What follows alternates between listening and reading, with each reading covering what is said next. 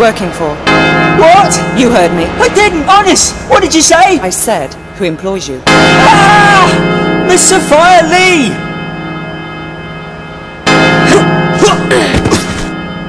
Who's she? What does she do? I don't know. Really, I don't. I just shoot people for her. A commendable work ethic, I guess. Yeah, I put me hours into it, as my father did and his father did it for. Well, how old is this Miss Lee? I don't know. Late 20s, early 30s. Right. Yeah, for some people, like yourself, we get a special bonus. I'm flattered. I mean, I could even be retiring from you. Then you might like to mind the bell. Happy retirement.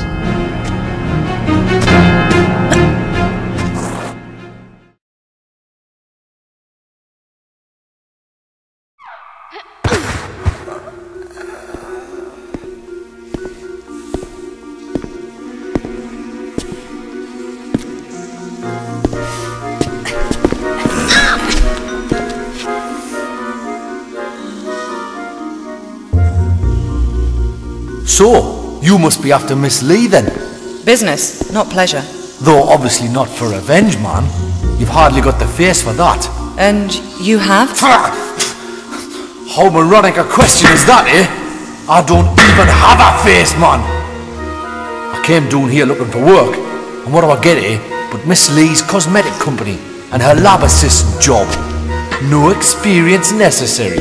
Good wage, accommodation with it.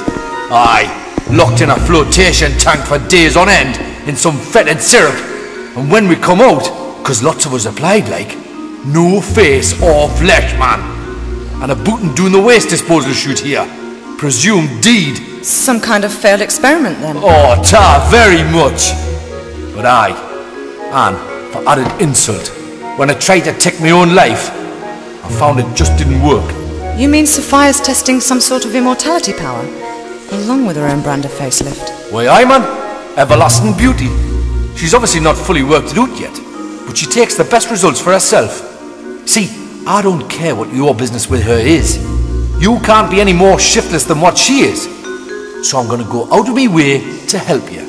That is, after you've done something for us here, like. Very generous of you. What do you want? A bottle of that mummy preservation stuff from the Natural History Museum. Embalming fluid? Aye, for rotten flesh you can't whack it, man. The museum's pretty interesting, I'm told. You'll like it. So why don't you go yourself? One of them Egyptian lassies there is a bit pissed off, like, that she didn't get immortality the way she wanted it. And seeing as we've done better than her in that department, I didn't care to imagine what curse we could get given any worse than what we've got already, like. You'll be fine though, pet.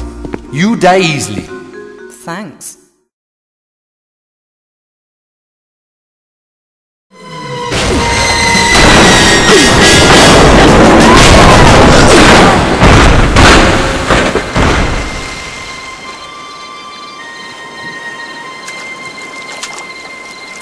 You crazy geek freak. What kind of stunt is that to pull? Let's take her in. She don't look much like one of them. Maybe she's an eco-terrorist or something. And they wear hot pants, huh?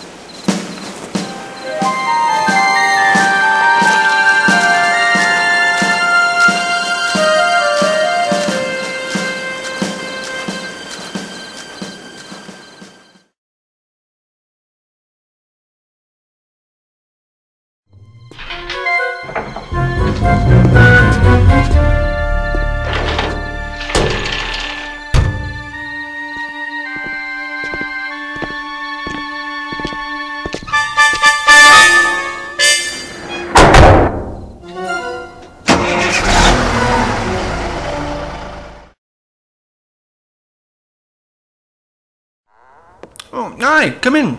Make yourself at home. I won't be a minute. At home? I've just met a man who may as well have been Brundlefly. Fascinating, isn't it?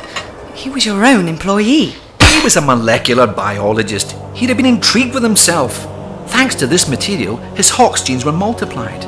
Do that, and the complexities of our bodies increase beyond our comprehension. But this is just the fringe of its possibilities we're seeing here. My pal's exposure came from the material impregnated into the meteorite crater. The real capacities lie in its core, which these artifacts you're so attached to will let me access. But you've no control over this. This is not just about avidly spawning mutants.